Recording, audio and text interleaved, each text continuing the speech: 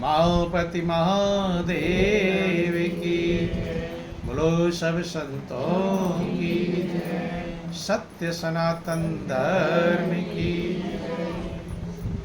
बहुत ही सौभाग्य का समय है कि प्रभु की असीम दया दृष्टि से हम सभी लोगों को सत्संग का परम पावन अवसर मिला है, जहां अपने अनमोल जीवन के बारे में कुछ सोचने का, समझने का और विचार करने का मौका मिला है। ये परमात्मा की बहुत बड़ी कृपा है और बहुत बड़ी दया है। जब ये मौका मिलता है तब मनुष्य के भाग्य खुलने का समय होता है, भाग्य का समय होता है। इसीलिए महापुरुष कहते हैं सत्संग बड़े भाग्य से मिलता है। कैसे मिलता है? बड़े भाग्य से। देखो सब लोग आ तो गए हैं यहाँ पर, लेकिन जरूरी नहीं कि आपको सत्संग मिल जाए। सत्संग में आना अलग है और मिलना अलग है। अब बाजार में आप जाते हैं, बाजार में पहुंच तो गए, लेकिन बाजार के जो सामान आप ले लेंगे वही तो मिलेगा।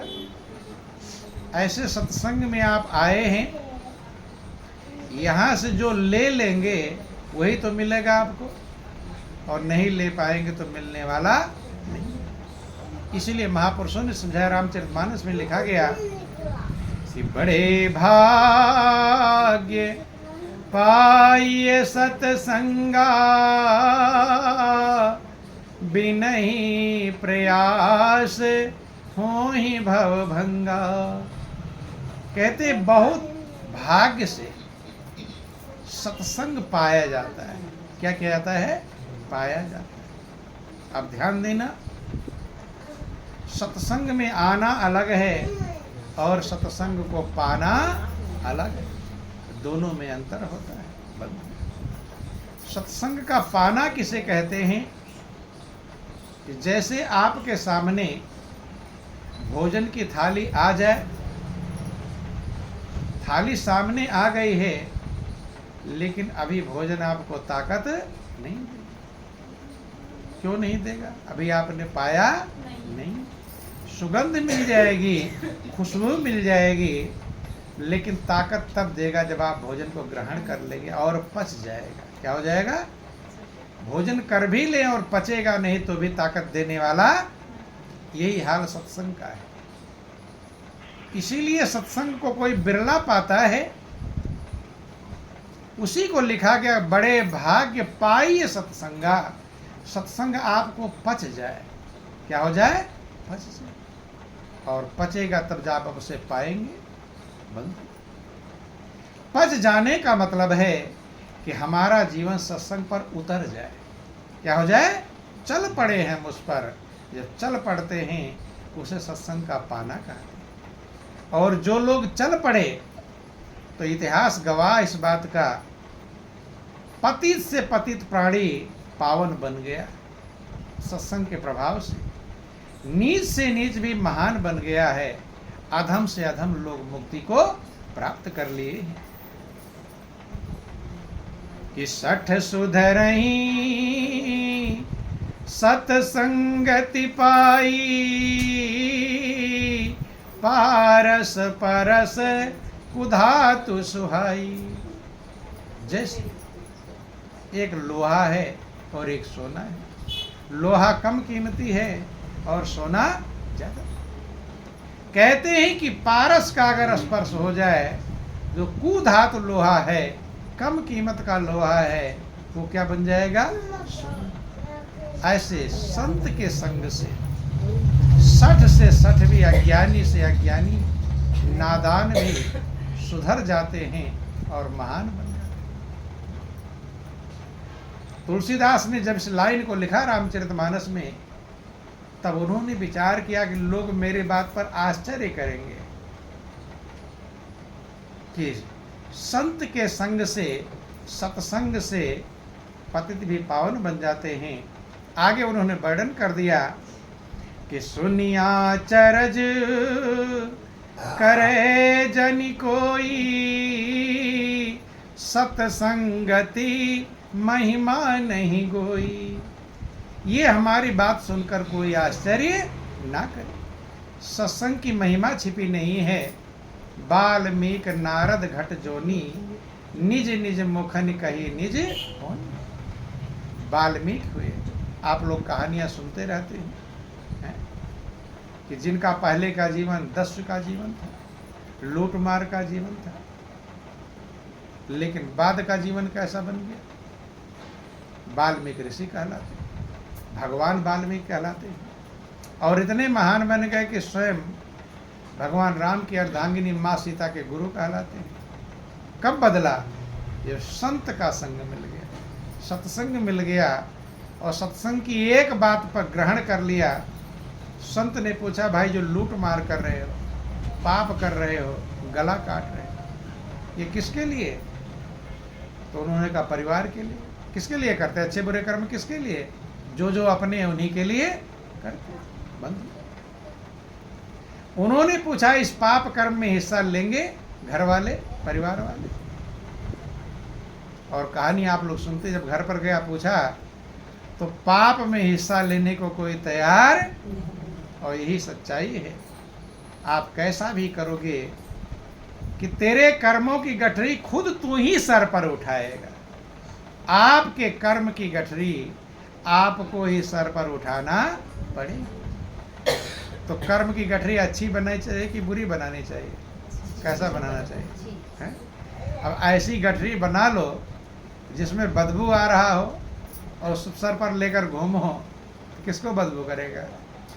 बदबू आप ही को, और जो रास्ते मिलेंगे उनको भी करेगा। सबसे ज़्यादा किसको करेगा? आपको करेगा।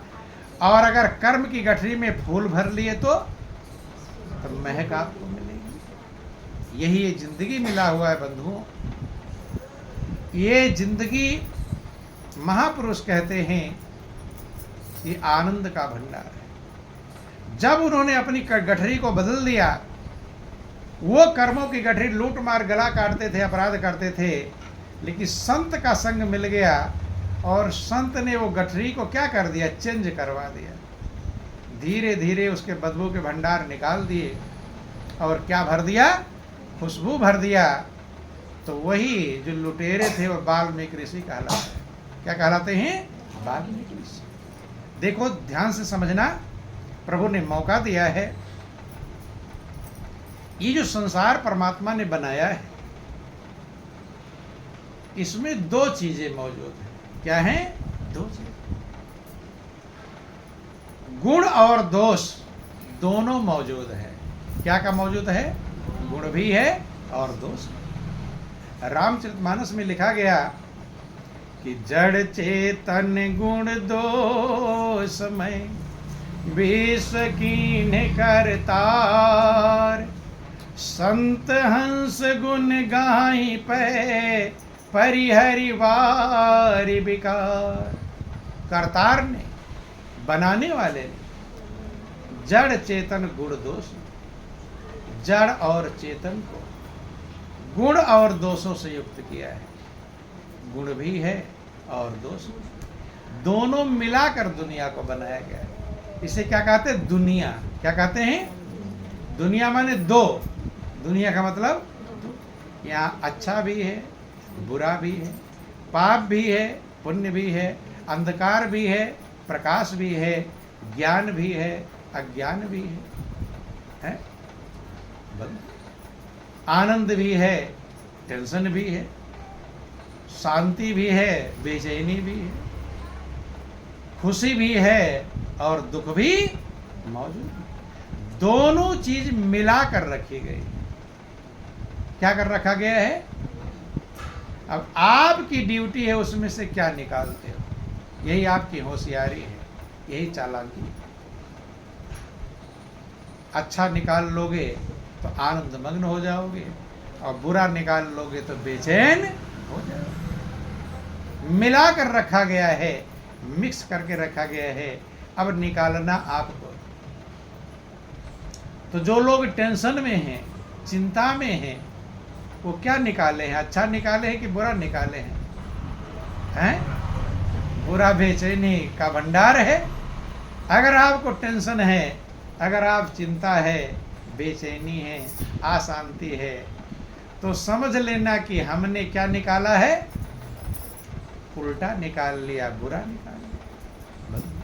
और अगर आपका जीवन आनंद मग्न है, आपको संतुष्टि है, आपको शांति है, सुखी आप हैं, तो समझ लेना हमने क्या निकाल लिया, अच्छा निकाल लिया। अब अपना हिसाब सबको खुद लगाना चाहिए कि मैंने निकाला।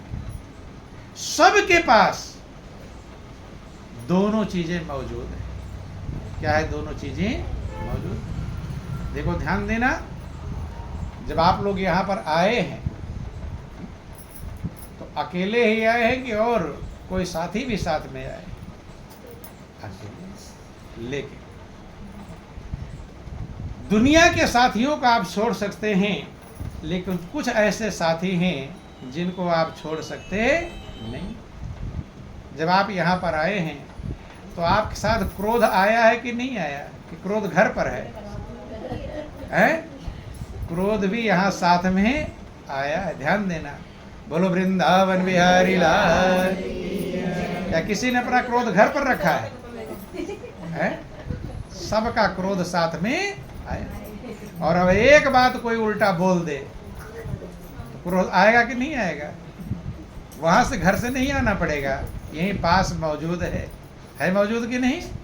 आने में देर नहीं। और सबके अंदर लोभ भी है। क्या है? लोभ भी है।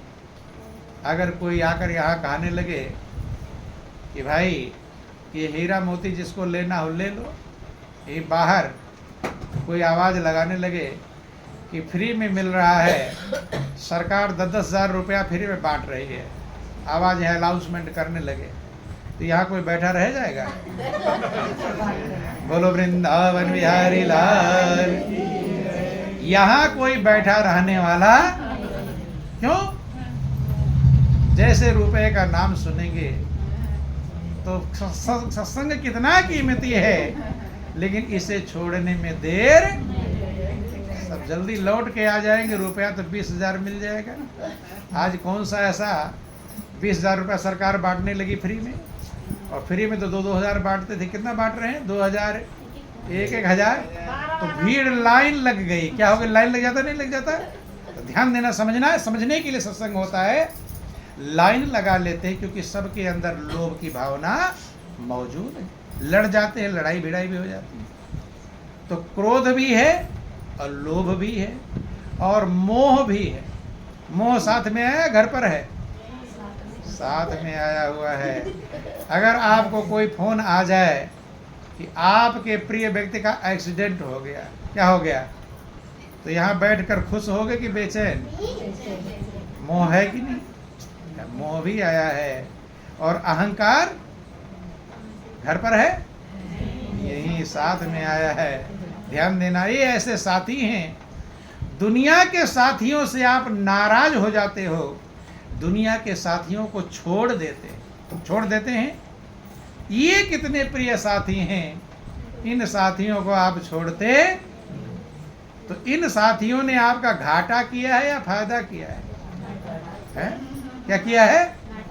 चाहे वो काम है, चाहे क्रोध है, चाहे लोभ है, चाहे मोह है, चाहे अहंकार है। इन साथियों ने आपका घाटा किया या फायदा? क्या किया? तो घाटा सब जानते, घाटा करते हैं, छोड़ते हैं उन्हें, घाटा करते रहते हैं। लेकिन इन साथियों को छोड़ते हैं, छोड़ना पसंद नहीं। घाटा करने वाले साथी हैं। ध्यान देना, जब घाटा करने वाले साथियों को आप छोड़ते नहीं तो फायदा करने वाले वे साथी हैं। आपके पास ऐसा नहीं खाली घाटा वाला साथी है, फायदा वाले भी साथी आपके पास। आपकी जो आत्मा है वो सुख की राशि है। किसकी राशि है? आप लोग रामचरितमानस में पढ़ते हैं कि ईश्वर अंश जीव अविनाशी और चेतन अमल सहज सुख राशि। आप ईश्वर के ही अंश हैं, परमात्मा के ही अंश हैं। आप अविनाशी हैं, आपका नाश कभी होता नहीं। आप चेतन हैं, मल रहित हैं और सुख की राशि। किसकी राशि है? आप खुद सुख की राशि हैं। दूसरे से सुख लेने की जरूरत, आप क्या हैं? सुख की राशि। राशि का मतलब क्या होता है? ढेर। राशि ऐसे समझ लो, जैसे पहले खलिहान में, हाँ, जब ढेर सारा अनाज इकट्ठा होता था तो उसको क्या कहते थे? राशि कहते थे। किलो 2 किलो को राशि नहीं। तो आप थोड़े से सुख हैं आपके पास कि सुख की राशि है? आप सुख की राशि हैं, लेकिन मिल क्या रहा है? किसकी राशि बने हो? सुख की राशि बने कि टेंशन की राशि बने हुए? बोलो वृंदावन बिहारी लाल। तो दोनों चीजें हैं। इसका मतलब है कि आपने सुख की राशि नहीं निकाला। क्या निकाला? दुख की राशि निकाल ली। भाई एक थैले में फूल भी भरा है, कांटे भी भरे हैं। अगर उसमें से कांटा निकालोगे तो हाथ में चुभेगा, और फूल निकालेंगे तो महक मिलेगी। ऐसे आपके पास में सुख की अगर विकार हैं, लोग कहते ना काम क्रोध लोभ मोह अहंकार विषय विकारों में लोग फंसे हुए हैं, अगर विकार हैं तो अच्छी व्यवस्थाएं भी मौजूद हैं। आपके अंदर जो आत्मा है वो आनंद की राशि। किसकी राशि है? आनंद। जो आपके हृदय में परमात्मा स्थित है, परमात्मा को आनंद की राशि कहते हैं।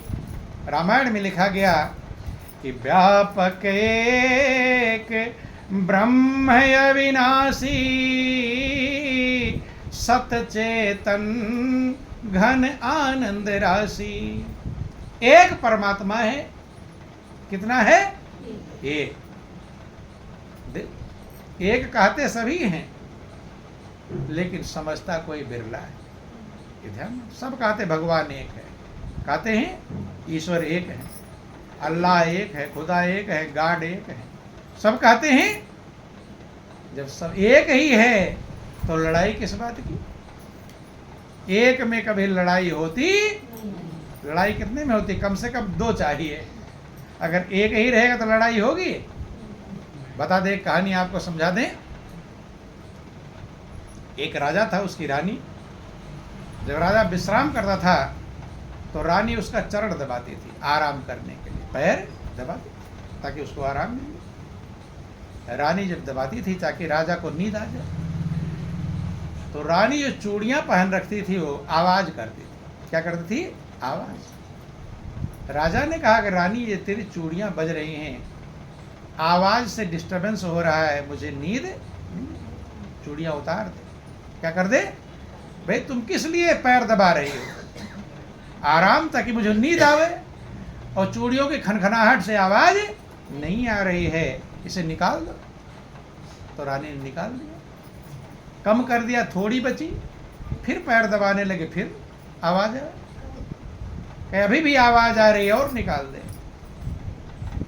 2 चूड़ियां बच गई, 2 भी टकराएंगी आपस में, आवाज आ रही है। जब 1 बच गई, कितनी बच गई?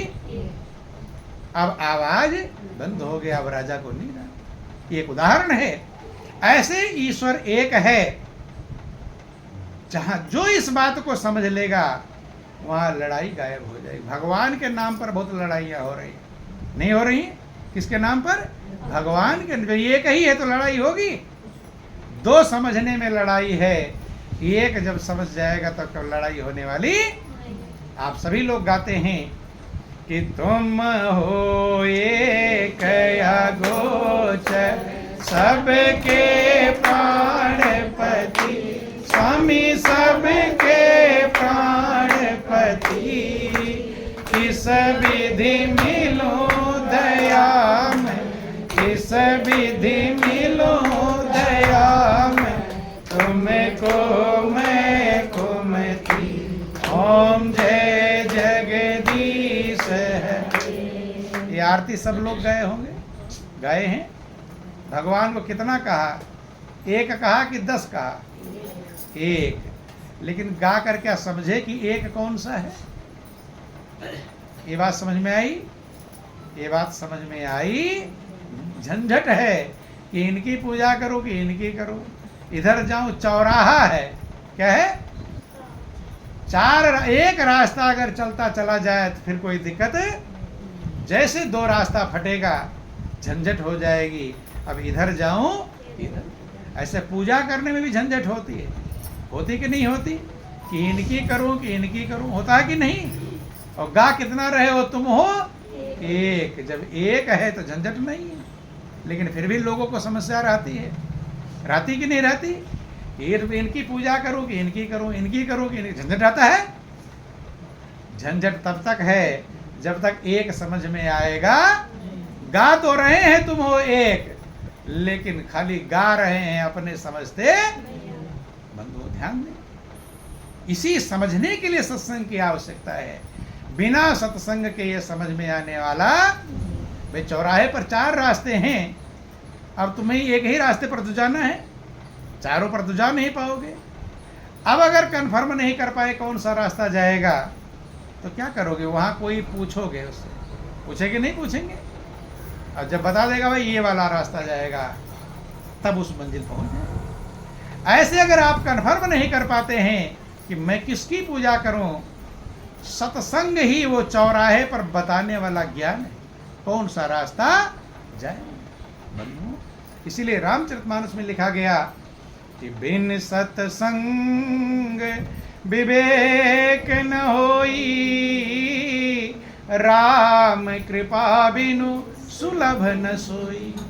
बिना सत्संग के मनुष्य के अंदर विवेक पैदा नहीं हो सकता। मैं किस रास्ते पर जाऊं, क्या पूजा करूं, क्या नाम जपूं, किस भगवान की पूजा करूं, जब तक कन्फर्म नहीं होगा आप कभी मंजिल पर पहुंच सकते नहीं। बंधु, इसलिए सत्संग की आवश्यकता है।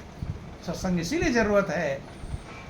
और अभी चर्चा चल रही थी कि आपके पास विकार हैं, काम क्रोध लोभ मोह अहंकार हैं, तो आपके पास सुख की राशि भी है, आनंद की राशि, व्यापक एक ब्रह्म अविनाशी, सत चेतन घन आनंद राशि। जो परमात्मा सत्य है, चेतन है, आनंद की राशि है, वो आपके हृदय में है। कहां पर? आपके हृदय। कि अस प्रभु हृदय अछत अभिकारी, सकल जीव जगदीन दुखारी। ऐसे प्रभु के हृदय में रहते हुए भी संसार के प्राणी दीन और दुखी। क्या है दीन और? क्यों? क्योंकि उसको निकाल नहीं पाए, उसको ढूंढ नहीं पाए। ढूंढे क्या? कोई जरूरी सामान आप जरूरत है, घर में रखा हुआ है, और उस सामान के मिल जाने से आपका काम चलेगा, लेकिन सामान नहीं मिल रहा है तो आप खुश रहेंगे कि बेचैन? बेचैन रहे। घर में ही है लेकिन बेचैन है, क्योंकि मिल नहीं रहा। ध्यान देना। बोलिए प्रेम से गुरुदेव महाराज। ऐसे ही जो आनंद की राशि है वो आपके हृदय में, ये रामायण का है।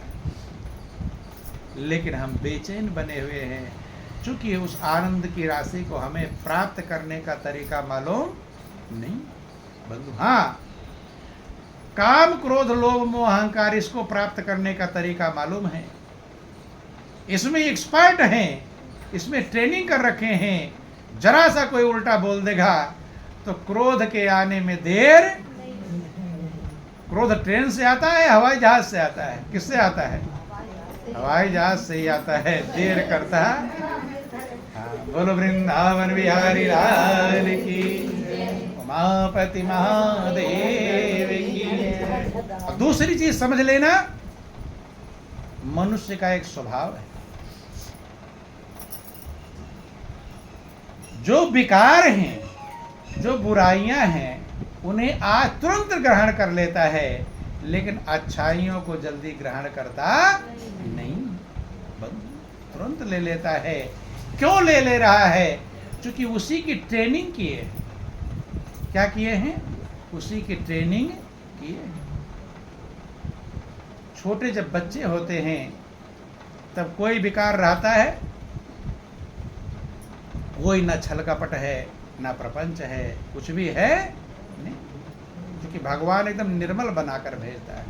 कैसा बनाकर भेजता है? तुमने मुझको जग में भेजा, निर्मल देकर काया। छोटा सा बच्चा है, कुछ भी पूछोगे साफ बताएगा कि झूठ बताएगा? क्या बताएगा? साफ साफ बता देगा। लेकिन उसको ट्रेनिंग मिलती है। कहाँ से ट्रेनिंग मिलती है? घर से ट्रेनिंग चालू हो जाती है। हो जाती है कि नहीं? झूठ वाली ट्रेनिंग चालू होती है कि अच्छाई वाली? बोलो वृंदावन बिहारी लाल। ट्रेनिंग जन्म से शुरू हो जाता है। जैसे एक उदाहरण आपको देते हैं, जैसे कोई व्यक्ति आपके घर पर आ गया और आप उससे मिलना नहीं चाहते किसी कारणवश, चाहे उधार लिए हैं, चाहे और कोई बात है, कोई कारण है। अब आपका बेटा बाहर घूम रहा है 2, 4, 5 साल का, वो व्यक्ति आता है कि बेटा तुम्हारे पापा घर पर हैं या मम्मी घर पर हैं? ठीक है, पूछता है। जब पूछता है तो बच्चा आता है अंदर और पापा से कहता है कि पापा जी फला व्यक्ति आए हुए हैं बाहर, और पापा जी उनसे मिलना चाहते नहीं। क्या नहीं करना चाहते? मिलना चाहते नहीं, क्योंकि कर्ज लिए हुए हैं, मान लो ऐसे समझो उधार लिए हुए हैं, और जान रहे हैं मिलूंगा तो उधार मांगेगा। टाइम बोल दिया था, अब टाइम पर पैसे तैयार नहीं है। तो क्या पापा जी क्या बोलते हैं बेटे से कि बेटा जाकर कह दो कि पापा जी घर पर नहीं। ध्यान देना, कहते हैं कि नहीं कहते? ट्रेनिंग कहाँ शुरू होती है? समझा रहे हैं आपको, ट्रेनिंग चालू हो जाती है। अब बेटा जाता है बाहर, क्योंकि बेटा अभी ट्रेनिंग में है, अभी पूरा ट्रेंड नहीं हुआ है। ट्रेंड होता तो बता देता। जाता है बाहर, कहता है, क्या कहता है कि पापा जी कह रहे हैं कि पापा जी घर पर नहीं। बोलिए प्रेम से गुरुदेव महाराज। ट्रेंड होता तभी ऐसा नहीं कहता, अभी ट्रेनिंग पीरियड में है, ट्रेनिंग कर रहा है। कहता कि पापा जी कह रहे हैं पापा जी घर पर, अर्थात पोल भी खुल। झूठ बोलने को सिखा रहे हैं लोग अपने बच्चों को। सिखाते कि नहीं सिखाते? माँ बेटे से या लड़की से कहती है पापा से मत कह देना। कहते कि नहीं कहते? ध्यान देना। बोलो वृंदावन बिहारी लाल। माँ कहती पापा से मत बता देना। कहती है कि नहीं कहती? तो झूठ बोलना सिखाया किसने? माँ को, घर वालों ने सिखाया। जब आज दूसरों के लिए झूठ बुलवा रहे हो, ट्रेनिंग तो उसे ट्रेंड हो गया, और जो ट्रेंड हो गया फिर तुम्हारे लिए भी वही झूठ। जब बड़ा होकर झूठ बोलना तुम्हें कष्ट होता है। क्या होता है? कि मेरा बेटा बिगड़ रहा है, मेरी बेटी। लेकिन बिगाड़ने का अंकुर किसने डाला? आपने ही डाला है। इस सब की ट्रेनिंग हो गई है। क्रोध की ट्रेनिंग आपने दिया है। बच्चा जरा सा उल्टा करता है, एकदम आँख दिखाते हो उसे। क्रोध करते हो कि नहीं करते? बच्चा समझ लेता है यही है रास्ता। क्या है? यही रास्ता। ध्यान देना, पति पत्नी दोनों आपस में लड़ते हैं, घर में लड़ते हैं कि नहीं? जब लड़ते हैं तो बच्चे क्या समझेंगे कि शायद यही वाला, यही रास्ता है, वही सीखना है। बच्चे जो सीखें, कहने से उतना नहीं सीखते जितना आपको देख करके सीखते। पिता अपने पत्नी को मार पीट रही है तो बेटा क्या सोचेगा? मार रहा है, पिटाई कर रहा है डंडे से। बेटा समझ जाएगा कि यही है फार्मूला, जब मेरी पत्नी आएगी तो मैं भी अपनी पत्नी की पिटाई। भाई देख रहा वही, घर में जो देख रहा है। कहते हैं कि परिवार बच्चे की प्रथम पाठशाला है। पहली पाठशाला कहाँ शुरू होती है? परिवार से ही शुरू होती है।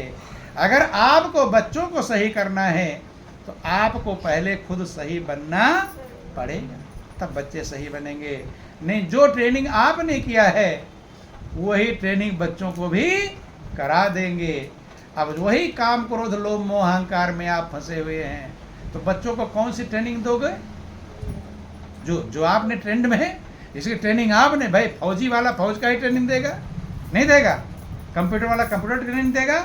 तो आपने काम क्रोध लोभ मोह अहंकार में उसकी ट्रेंड हो गए हैं। 1 सेकंड कोई उल्टा बोल देता है, क्रोध आपको आ जाता है। ट्रेनिंग कर रखे हैं, ट्रेनिंग तो फटाफट काम करता है, ट्रेनिंग वाला तो काम करता है। आपको क्यों क्रोध आ रहा है? क्योंकि आप ट्रेंड हो चुके हैं, उसमें देर लगती। हाँ, ट्रेनिंग ना की तो थोड़ा देर भी लग जाता है। इसलिए बच्चों को रामचरितमानस में लिखा गया कि मात पिता बालकन बोलावे और उदर भरे सोई जतन सिखावे। माता पिता बच्चों को क्या सिखाते, कैसे इसका पेट पालन होगा, सिखाते कि नहीं सिखाते? अरे तू ऐसे रह जाएगा, खाने बिना भूखों मर जाएगा, कहते कि नहीं कहते? और लड़की होगी तो उसके पीछे और पड़ जाएंगे, अरे तुझे तो दूसरे घर जाना है, डर जाएंगे, पहले से टेंशन में डाल देंगे। पता नहीं कब जाएगी कि ना जाएगी, लेकिन अभी से टेंशन सवार होगी। बंधु ध्यान देना। हाँ, ट्रेनिंग दो, लेकिन अच्छी चीज़ की भी ट्रेनिंग देना चाहिए, नहीं देना चाहिए। और जिसके माता पिता संस्कारी हैं वो बच्चों को अच्छी ट्रेनिंग देते हैं, उनके बच्चे योग्य बनते हैं। बंधु ध्यान देना। तो अगर इन सब की ट्रेनिंग आपने पाया है तो आपके अंदर आनंद भी है, आपके अंदर शांति भी है, आपके अंदर सुख भी है। ये 7 पुराण वेद कह रहे हैं। लेकिन इसकी ट्रेनिंग के लिए भी आपको ट्रेनिंग करना पड़े, नहीं करना पड़ेगा। और उसकी ट्रेनिंग के लिए जो ट्रेंड है, इसीलिए पहले लोग गुरुकुल में जाते थे। कहाँ जाते थे? गुरु के पास जाते थे। राम और कृष्ण जो खुद भगवान हैं, आज लोग कहते हैं हम तो खुद ही होशियार हैं, हमें क्या जरूरत पड़ी है जाने की। होशियार किसमें हो? क्रोध करने में होशियार हो, लोभ करने में होशियार हो, लेकिन आनंद मग्न होने में होशियार नहीं बन पाए। होशियार तो हैं अलग अलग विभाग में, किसी दूसरे विभाग में होशियार हो, लेकिन किसी विभाग में जीरो का ज्ञान मौजूद है।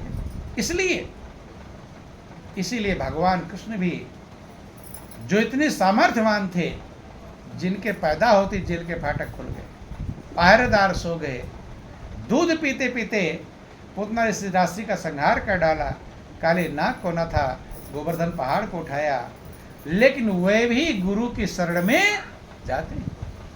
आपके पास उज्जैन है, उज्जैन शहर 40-45 किलोमीटर होगा, 50 होगा यहाँ से। हाँ। भगवान श्री कृष्ण आए थे मथुरा से यहाँ गुरु के पास गुरुकुल में पढ़ने के लिए।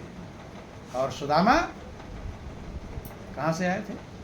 पोरबंदर, जो गुजरात राज्य में पड़ता है, वहाँ सुदामा। उधर से पश्चिम से वो चलकर आए थे, इधर से वो चलकर आए थे। और दोनों का मिलन गुरु के आश्रम सांदीपन ऋषि के आश्रम में हुआ था कि नहीं? तो उन्हें जब गुरु के पास जाने की जरूरत है तो सामान्य व्यक्ति को जाने की जरूरत है कि नहीं? सभी को जरूरत है। अब जड़ चेतन गुण दोष में विश्व कीन करतार, संत हंस गुण गहे पे परिहर वार विकार। कहते हैं संत रूपी जो हंस होते हैं, हंस को कहा जाता है कि दूध पानी एक में मिला होता है, दूध को ग्रहण कर लेता है और पानी को छोड़ देता है। हर चीजों में गुण और अवगुण दोनों मौजूद हैं।